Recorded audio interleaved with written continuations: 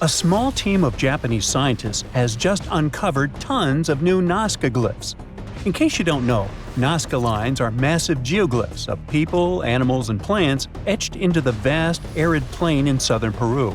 Most of them were created by the ancient Nazca civilization over 2,000 years ago. Originally, scientists found hundreds of different designs. They range from simple lines and geometric shapes, some of them being so straight they look like they were drawn with rulers, to large drawings of different creatures. The most famous designs are of a monkey, a spider, and a friendly-looking human figure known as the astronaut. Some drawings are as long as 600 feet. That's why they can only be fully appreciated from the sky, like murals on the ground. There's even a small airport near the town of Nazca that's mainly used to let the tourists fly over the glyphs to look at them fully. Unfortunately, you can't see them from a regular commercial flight. That's way too high. But this nearby airport offers smaller planes. It's wild how the ancient people managed to draw these glyphs so well in the first place.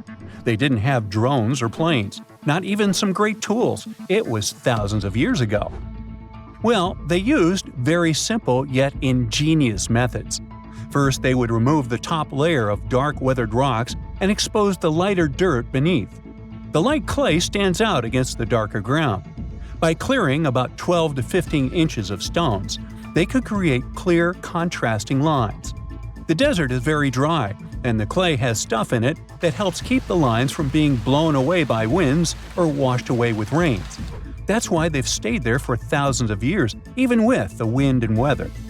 To make sure that the glyphs would be nice and precise, they probably used basic surveying tools, like ropes and wooden stakes, to help guide their designs. They would place the stakes in the ground to mark points along the lines, using ropes stretched between them to maintain straight lines or create perfect curves. This technique is similar to how modern architects might use grid systems, and it's kind of like what people did to create the famous extraterrestrial crop circles in the cornfields. So they likely first sketched smaller figures on the ground, and then used them as blueprints to scale up their drawings to the gigantic sizes we see today.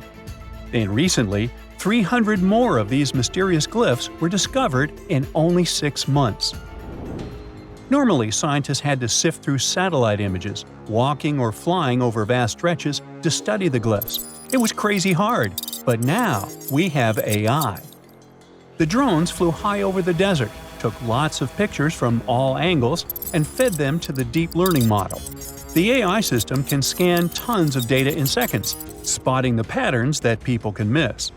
And the symbols the AI uncovered are more special than what we knew before. These glyphs aren't huge. It's what they now call the relief-type glyphs. They're smaller and harder to spot, despite being literally in plain sight.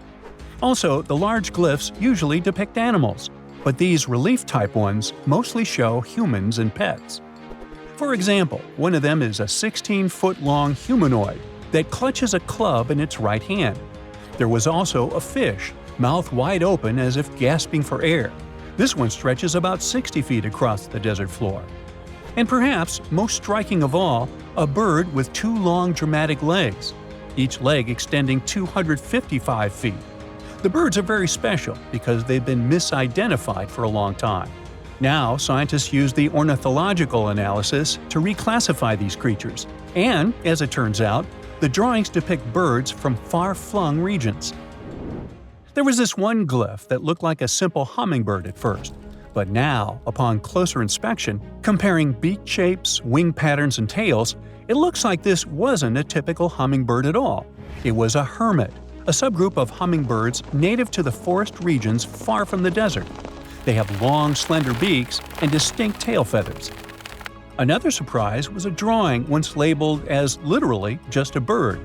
Now it turns out that it was a pelican, a coastal species commonly found along the shores of Peru, not in the desert. The pelican, with its wide wings and sharp beak, usually serves as a symbol of the sea and food. Perhaps this animal was sacred to the Nazca people. Now the question is, how did the Nazca people know these birds?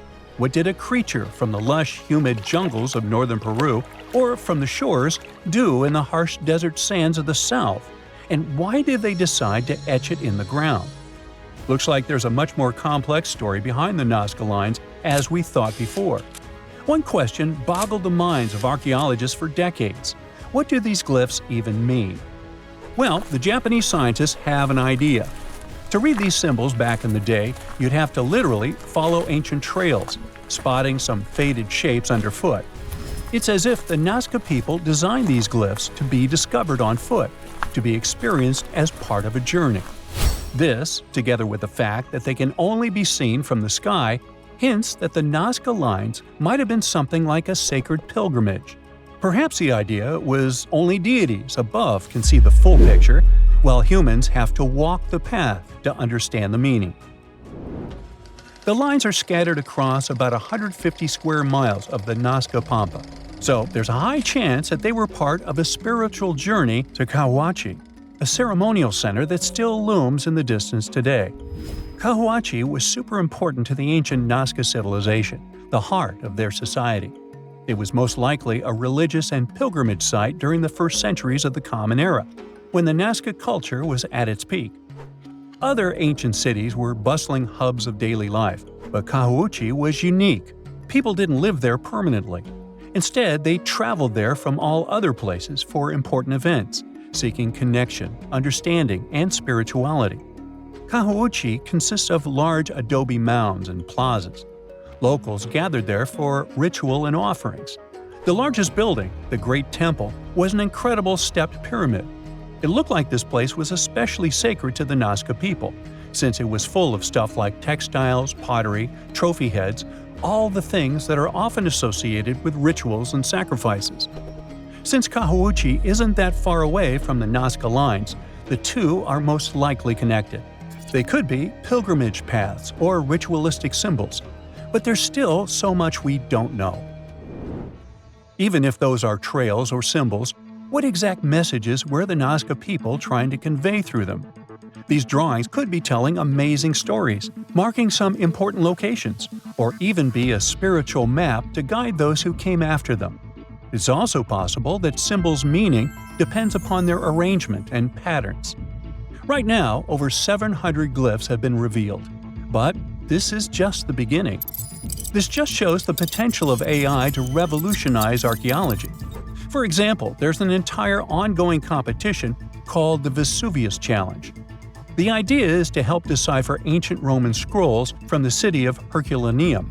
They were carbonized during the catastrophic eruption of Mount Vesuvius in 79 AD. These scrolls are too fragile to actually touch them. Because of that, they've been a challenge for centuries. But the novel AI approach uses virtual unwrapping. They scan the scroll's interior without damaging them and detect ink made from carbon that had long faded to the naked eye. There's already been some great progress. A 21-year-old student managed to reveal the first word from one of these scrolls, porphyris, meaning purple in ancient Greek. The competition has some great rewards, hundreds of thousands of dollars for future breakthroughs. All that is a handful of work for scientists, and they're determined to decipher it all.